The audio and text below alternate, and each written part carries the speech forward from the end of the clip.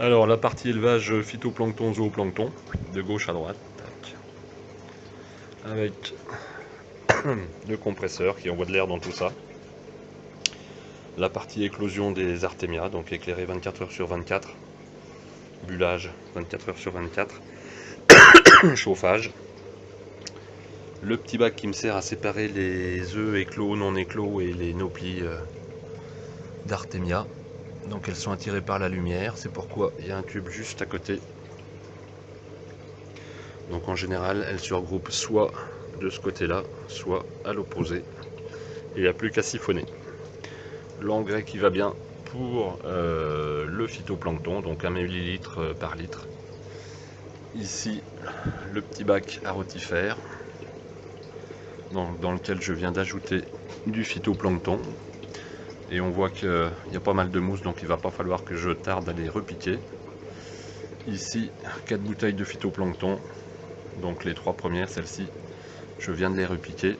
Celle-ci un petit peu plus foncée, un petit peu plus vieille. Donc là, je suis en train de m'en servir pour nourrir les rotifères. Alors la partie élevage phyto-zoo en fait est protégée par un bout de papier d'aluminium. Ça me permet de récupérer le maximum de lumière pour la culture du phyto et d'éviter que cette lumière donc parte dans la pièce. Surtout la nuit, puisque c'est éclairé 24 heures sur 24. Alors la table de préparation de tout mon bazar. Donc ici c'est un filtre à lier fluidisé que j'ai préparé en do it yourself, les clopes évidemment. La petite planche en bois qui me permet de découper les moules et les crevettes. Différents tuyaux, donc ça c'est un truc très pratique que j'ai récupéré. C'est un truc pour nettoyer les vitres et je m'en sers en fait pour nettoyer le fond des aquariums, de l'aquarium d'élevage, pour récupérer toute la merde. C'est super pratique. Ici différentes tamis. Donc ça c'est un tamis américain que j'ai commandé sur un site aux États-Unis qui me permet de filtrer les rotifères. Très très pratique. Ça c'est le même genre de tamis mais c'est de la toile qu'un gars m'a envoyé. Et donc voilà, j'ai fabriqué un tamis avec un morceau de gouttière et puis un morceau de coude. Et puis les tamis classiques qu'on trouve dans le commerce. Le bout de tuyau souple avec l'embout rigide. Et puis voilà. Ici, le crézel. Alors le crézel. Hop.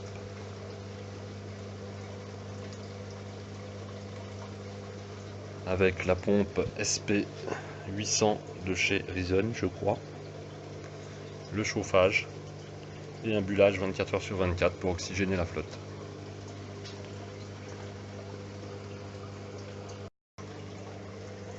Et le couvercle en plexi.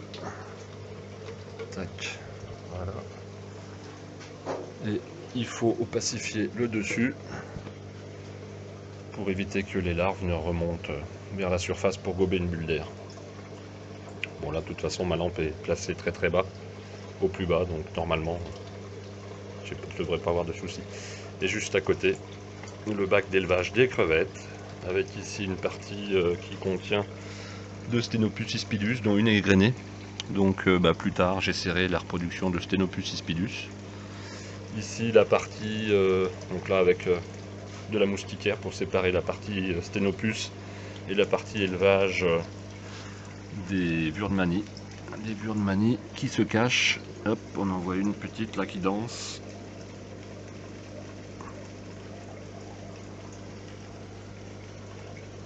Il y en a une aussi là, en dessous, la moustiquaire. Bon, il y en a une quarantaine, bon, elle se cache.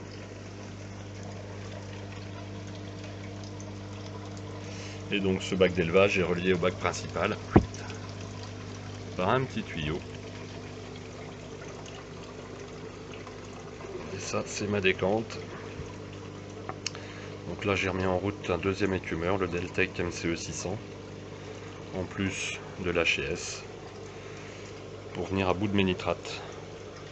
Ici les deux Lismata amboinensis, dont j'essaierai la reproduction un petit peu plus tard, certainement en septembre. le petit bac à bouture avec les LED. Hop.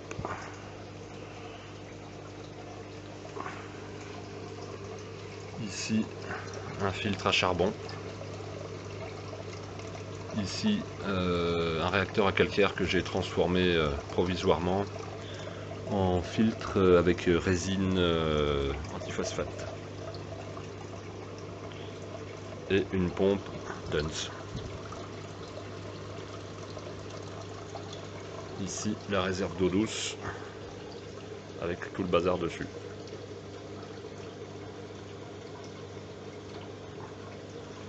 Et ici mon ancien bac, mon premier bac d'eau de mer, 200 litres, octogonal.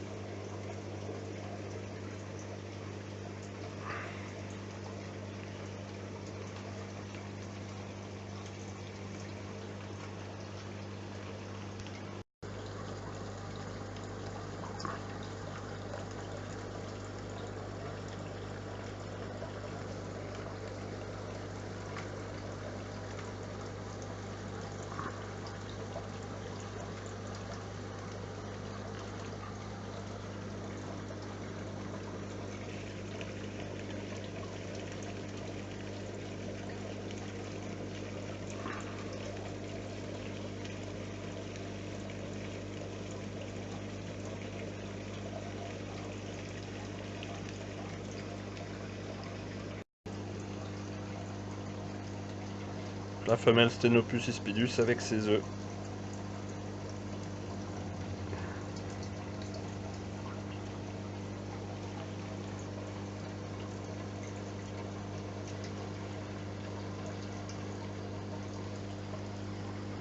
Et le mâle qui est là.